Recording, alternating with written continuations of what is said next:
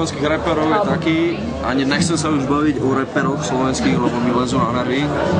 Mám pocit, že teraz je robí reklamu. Ja už sa ani nechcem brať ako reper, ja už sa chcem brať tak, človek, ktorý proste má rád muziku a robí muziku.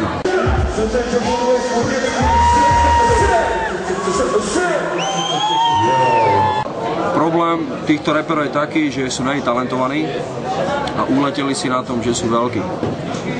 Čo znamená, že keď niekto počúva nejakého repera, ktorý tam hovorí o sebe v superlatívu, že aký je veľký, aké má rímy, aké má toto, tak ľudia ho potom chcú vidieť naživo a zrazu ho vidia, že to vôbec nesedí to, čo hovorí.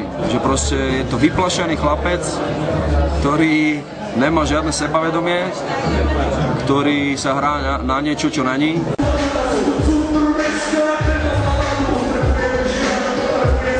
Zanadávky v živote nikdy nikoho nezavreli, ani sa nerozvádzajú rodiny, ani proste si nikto nezničil zdravie, ale za drogy, a za alkohol a za takéto veci áno.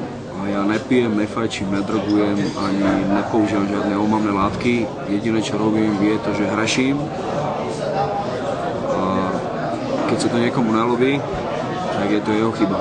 Lebo ja budem hrešiť, hrešil som a hreším.